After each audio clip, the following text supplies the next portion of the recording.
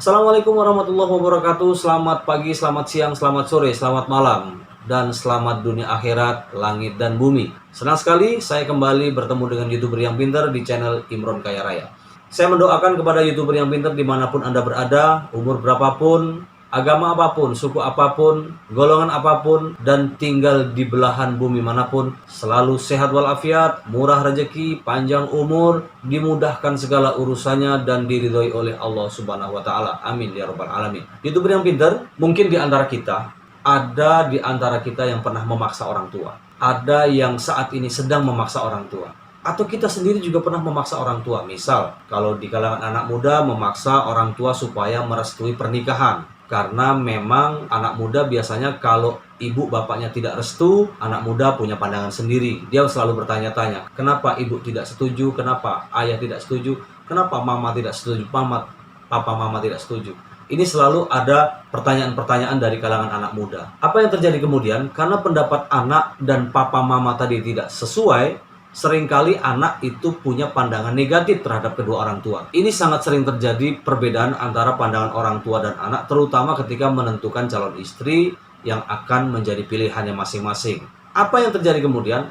Ikuti video ini sampai tuntas.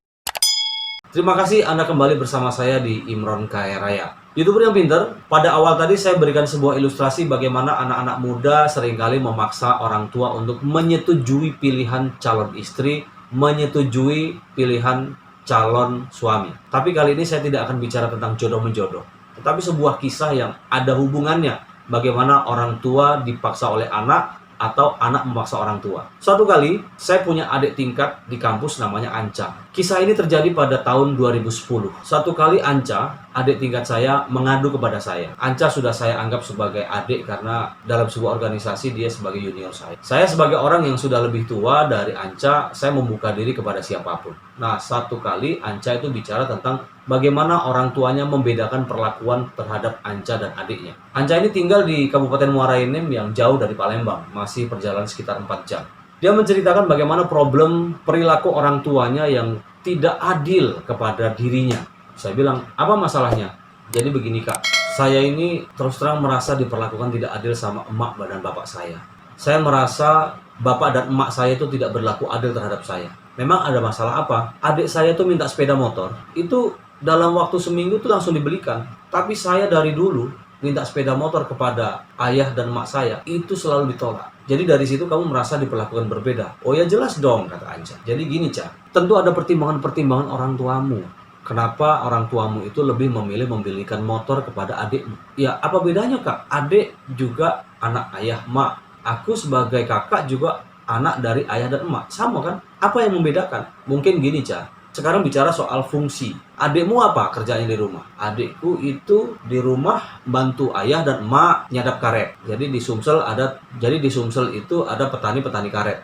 Nah, adiknya Anca tadi itu difasilitasi oleh ayahnya, oleh emaknya untuk membantu mengangkut karet dari kebun ke tempat penjualan. Saya bilang, ya wajar kan? Artinya motor itu lebih berfungsi ketika dibelikan kepada adikmu karena adikmu bisa membantu emak dan ayah kamu. Ya tapi kan tidak adil kak, masa aku yang kuliah di sini, kemudian aku minta sepeda motor, aku tidak dibelikan. Saya kembali tanya pada Anca, sekarang gini Cak, kalau misalnya kamu dibelikan motor sama mak sama bapak kamu, fungsinya apa? Apa jawabnya? Ya kak, macam ini kak, kalau misalnya aku ini punya sepeda motor kan, aku paling tidak kalau mudik pulang ke Muara Enim, aku tidak perlu ongkos lagi, aku bisa balik pergi, mungkin seminggu sekali bisa tengok emak gitu kan, jadi emak nggak usah susah-susah harus kasih ongkos aku lagi. Siapa bilang nggak pakai ongkos? Sepeda motor itu hidupnya pakai minyak, hidupnya pakai bensin. Kamu berjalan dari Palembang ke Muara Enim pasti pakai bensin kan, dan bensin itu beli kan, itu juga ongkos dan resikonya lebih tinggi. Kenapa? Kamu naik motor dari Palembang ke Muara Enim itu perjalanan jauh 4 jam. Ini adalah bentuk kekhawatiran orang tua supaya jangan sampai ada hal-hal yang buruk. Misalnya nauzubillah, kamu kecelakaan dalam perjalanan dari Palembang ke Muara Enim atau Muara Enim ke Palembang naik motor. Tapi kak, aku tetap tidak bisa terima. Terus sekarang apa yang akan kau lakukan? Ya belum tahu kak. Oke, Cak, saya ajak diskusi dia. Seandainya kamu memaksa orang tua untuk membelikan sepeda motor, kamu tahu nggak resikonya? Lama dia tercenung. Apa, Kak? Resikonya kamu harus mencari bensin sendiri, ya kan? Nggak mungkin toh kamu minta kiriman terus untuk beli bensin. Kenapa? Kamu kuliah kan sebenarnya selama ini sudah berapa semester sekarang? Semester 4. Nah, sekarang semester 1 sampai semester 4. Ada sepeda motor nggak? Nggak ada. Bisa nggak kuliah? Bisa. Bisa muda nggak? Bisa. Nah, apa sekarang masalahnya? Iya, Kak ya. Hari itu Anca mundur dengan argumentasi seperti itu.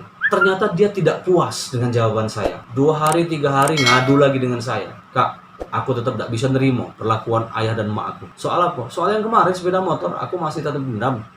Jadi aku caranya Cak Mano, aku harus maksa emak dan bapak harus membelikan sepeda motor supaya sama dengan adik aku. Akhirnya saya kasih jalan keluar. Gini, Cak, kalau suatu ketika bapakmu dan emakmu setuju membelikan motor tapi dengan resiko seperti ini. Oke, Cak, aku belikan motor, tapi kayak mano misalnya kamu harus kredit dan kamu harus mencari dewek. Mencari sendiri setorannya kredit. DP, uang muka dibayar sama emak sama bapak. Kau sanggup enggak? Sanggup. Coba kamu omongkan. Nah, tapi ada resiko. Sekarang sebelum itu kau sampaikan sama emak bapak kamu harus juga kontrol diri. Dengan adanya kamu punya sepeda motor, apa yang akan kau lakukan di sini? Ya, aku bisa ngojek, Kak. Sudahlah, bukan mau ngojek kan kamu tuh kan, supaya bisa kulu kilir ya, seliwar dengan pasangan kau kan. Selama ini kan jalan kaki, mungkin ada sepeda motor, kamu bisa dengan pacar kamu naik sepeda motor. Tertawa dia. Ah, nggak gitu, Kak. Ya oke lah. Singkat cerita, YouTuber yang pintar, si Anca pulang, dan saya tidak tahu bagaimana ceritanya. Saya dapat informasi dari teman-temannya bahwa Anca dibelikan sepeda motor baru oleh ayah dan emaknya. DP-nya dibayar, kemudian Anca harus ngojek sambil jadi mahasiswa. Saya beberapa waktu saya tidak ketemu dan saya tidak pernah bertanya-tanya. Saya beberapa kali datang ke lembaga pes mahasiswa tempat biasa saya nongkrong. Saya tanya, Anca mana? Kak, sekarang Anca sibuk, Kak. Ngojek. Ngojek apa ngojek? Saya bilang. Ngojekin pacarnya, saya bilang kan. Nggak tahu, Kak. Oh, sekarang udah punya motor baru ya? Iya, kemarin udah dibelikan motor. Oke. Berapa lama? Udah seminggu yang lalu. YouTuber yang pintar, tak ada petir, tak ada hujan. Saya dapat kabar yang tidak baik. Kabarnya, dan itu bukan Anca yang ngasih tahu ke saya, justru teman-temannya. Tanpa sengaja, teman-temannya cerita dengan saya waktu datang ke rumah. Kak, ada musibah, Kak. Kenapa? Anca. Anca kenapa? Kecelakaan? Enggak. Musibah. Bukan kecelakaan lagi, Kak. Kenapa? Sepeda motor Anca hilang tadi pagi. Innalillahi wa inna ilaihi raji'un. YouTuber yang pintar, sepeda motor itu hanya berumur seminggu dipakai sama Anca. Setengah 6 pagi hilang, dan bukan hanya motor Anca saja, ada 2 sepeda motor kalau tidak salah waktu itu. Ride selesai. Itu yang pintar. Kisah kedua terjadi dengan Pak Hasan. Pak Hasan ini punya putranya dibelikan sepeda motor baru tanpa meminta. Ini hadiah dari ayah, bonus katanya. Tetapi ayahnya sudah berpesan, nak, sepeda motor ini rawat baik-baik, jangan sembarangan kamu parkir, jangan sembarangan kamu pakai. Suatu saat ada pertandingan Sriwijaya FC bertanding di Gelora Sriwijaya. Tahu sendiri, penonton sepak bola sudah pasti ribuan kan. Padahal di situ Pak Hasan sudah bilang sama putranya, nak, kalau kamu mau pergi-pergi, apalagi di tempat rame, jangan pakai sepeda motor yang baru, pakai yang lama baik. Jadi lebih aman, tidak was-was, tidak khawatir. Bukan berarti kemudian kalau hilang tidak apa-apa. Motor ini kan baru, tolong dirawat, tolong dijago. Ini pesan ayah. Ini ayah yang langsung ketemu dengan saya, cerita dengan saya. Tapi ternyata, apa kata putranya? Pak, nanti aku titipin sama temen, biar aman. Oh ya sudah, hati-hati ya. Ayah sudah ngelarang kan. Tapi karena sepeda motor mau dititipkan sama temen, ya terserah kamu. Singkat cerita, YouTuber yang pintar, laporannya sepeda motor itu hilang. Apa kata Pak Hasan? Dia tidak marah, tapi dikasih pelajaran. Cukup sekali aku membelikan sepeda motor. Selama ini pakai sepeda motor butut yang punya ayahnya. Hukuman kamu, ayah tidak akan membelikan sepeda motor lagi. Karena kau tidak nurut sama ayah. YouTuber yang pintar, kasus-kasus anak muda yang seperti ini sebenarnya sangat banyak. Mungkin putra-putri kita juga bagian dari itu, dan mudah-mudahan tidak terjadi. Dari sini sebenarnya ada bahasa Tuhan yang tidak kita baca, atau Anca juga tidak bisa membaca Tuhan bagaimana keridhaan orang tua juga ridho Allah. Jadi ketika orang tua tidak ridho, ya Allah tidak ridho. Dari awal sebenarnya Anca sudah tidak diridhoi oleh Allah melalui orang tuanya. Ada bisikan yang tidak didengar oleh Anca. Bahasanya begini kalau mau kita terjemahkan. Anca, kamu itu tidak usah beli motor, karena motor itu bakal hilang, bakal nyelakoi kamu. Jadi tidak usah. Tetapi bahasa itu tidak sampai. Simbol-simbol penolakan dari orang tua tidak membelikan sepeda motor Anca tadi, sinyal itu tidak diterima oleh Anca. Atau juga pada putra Pak Hasan. Pak Hasan jelas-jelas vulgar. Nak, jangan kamu bawa sepeda motor baru ini. Tolong jagoi, ternyata masih melanggar perintah orang. Nah, YouTuber yang pintar, ada beberapa kemudian yang kita ambil pelajaran ketika Anca kehilangan sepeda motor setelah seminggu, Allah sebenarnya sedang memelihara keselamatan Anca. Dari sini kita bisa melihat bagaimana cara Allah untuk memelihara dan mencintai hambanya. Dengan sepeda motor hilang, jangan-jangan ada peristiwa besar yang akan mencelakai si Anca. Atau juga si putra Pak Hasan tadi.